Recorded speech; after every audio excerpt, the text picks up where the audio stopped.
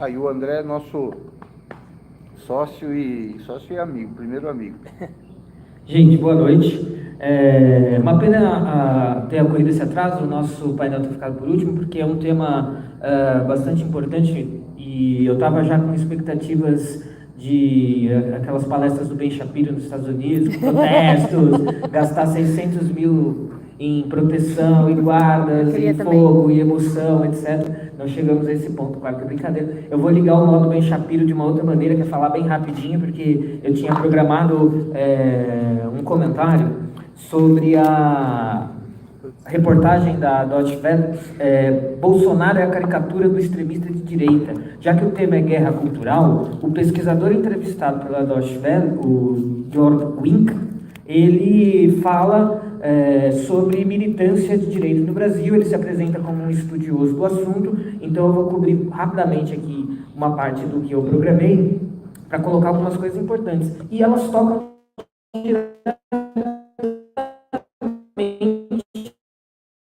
no que é essa organização. Acompanhei de meninos, Rento, Ian e outros envolvidos, e eu vi como foi difícil, como foi uma luta conseguir um lugar, e vai ser aqui, vai ser ali, se vai ser um lugar pago, se vai ser gratuito, quem vai reservar, como vai fazer. Foi um inferno, né? Foi um diabo para conseguir. E na reportagem da Deutsche Welle, o pesquisador alemão, né, o Georg Wink, ele fala que existe uma nova direita no Brasil, que essa direita é articulada e é muito bem financiada, né? Ele aqui cita a resposta dele. Por trás disso, da ascensão do que ele chama de nova direita, que é um termo que particularmente eu rechaço, ele diz assim, citação direta: por trás disso há estruturas consolidadas com muito poder político, midiático e financeiro. E aí ele cita como exemplos disso o Instituto Liberal, o Instituto Milênio, o Instituto Mises. Então veja bem, se os liberais, a direita, a nova direita, a velha direita, a direita adolescente, não sei, se isso daí está com tanto financiamento, eu não sei onde está escondido, porque para ocorrer esse evento aqui foi um Deus nos acuda, né? Conseguir um ambiente, um lugar que fosse gratuito, ou que se fosse pago, que não fosse o olho da cara, para o evento poder existir. Então a gente acaba brincando com um negócio, mas acaba sendo muito verdadeiro, que é o seguinte: o cheque da CIA nunca cai, né? O cheque dos irmãos Koch, lá, donos da Fox News, nunca cai. Então, assim, tem sempre essa história de financiamento, mas o dinheiro nunca aparece. Seria, né, até interessante se aparecesse, mas ele não aparece. E ele cita aqui, então, assim, ele se apresenta como um estudioso dos movimentos de direita do Brasil.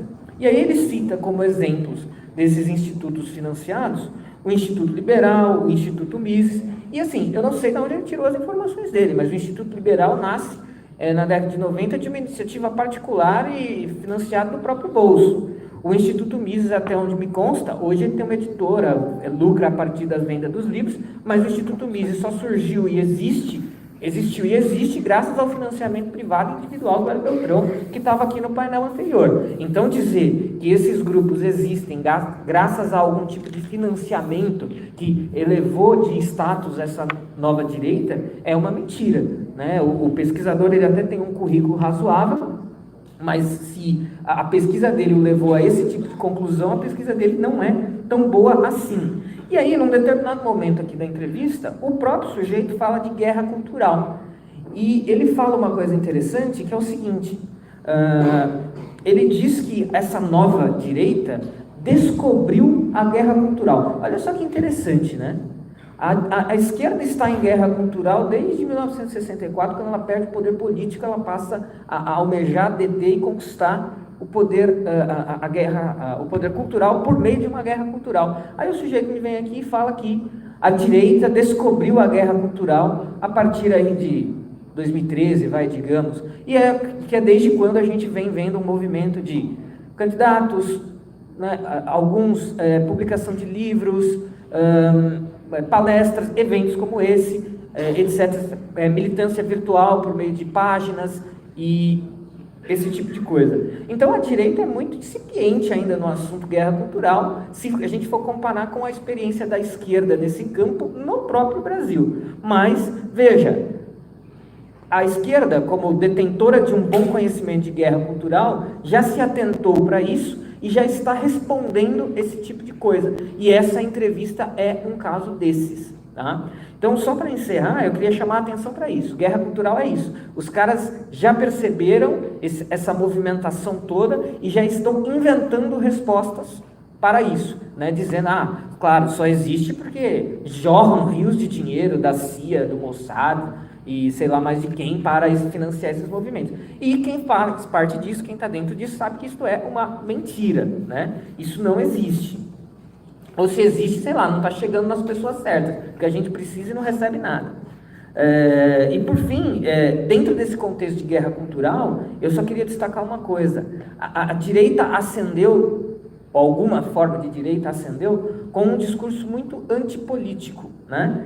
E particularmente é um discurso do qual eu compactuo. Eu acho que política é no máximo uma seara da vida que merece atenção, mas tem outras muito mais importantes e que merecem muito mais atenção. Mas em termos de guerra cultural, isso representa um problema porque haverá uma classe política.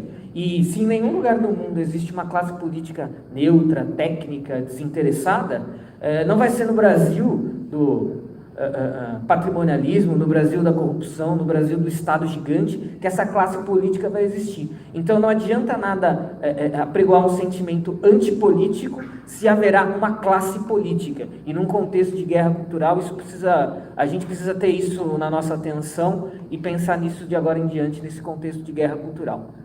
Basicamente era isso. Muito obrigado.